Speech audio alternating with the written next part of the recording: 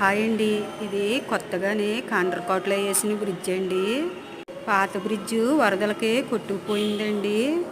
కాలువకి ఇటువైపు అటువైపు ఉన్న ప్రజలు అప్పుడు చాలా ఇబ్బందులు పడ్డారండి. ముఖ్యంగా రైతులండి. రైతుల ఇంట్లో ప్రతి ఇంట్లోని కూడా పాడు ఉంటుందండి.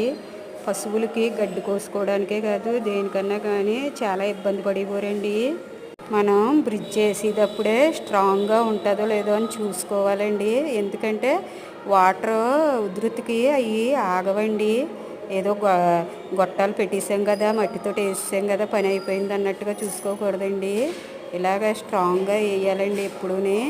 బ్రిడ్జ్ లేకపోవడం వల్ల చాలామంది ప్రజలు ఇబ్బందులు పడేవారండి.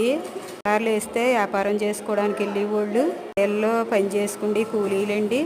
భగీరథుడు సినిమాలోని బ్రిడ్జ్ వేస్తే గ్రామాలు బాగుపడతాయి అన్నట్టుగానండి. రోడ్లు కూడా ఇప్పుడిప్పుడే పునరాభివృద్ధి అవుతున్నాయండి. ముఖ్యంగా కాండ్రకోట రోడ్లే కదండి. రోడ్డు వేయడం వల్ల పావు గంటలో పెద్దాపురం వెళ్తున్నారండి వ్యాపారం చేసుకునే వాళ్ళు. మామూలుకోట కాకినాడ వెళ్ళి మధ్యలో రోడ్డు అయితే ఇంక చెప్పక్కర్లేదండి. పెద్ద పెద్ద గోతులు పడిపోయి ఉండేయండి. ఇప్పుడు వాటిని కూడా సరి చేసేసారండి. ప్రజలు ఎప్పుడు కూడా అభివృద్ధినే కోరుకుంటారండి. పాఠశాలలో కూడా చాలా నీట్గా ఉంచుతున్నారండి.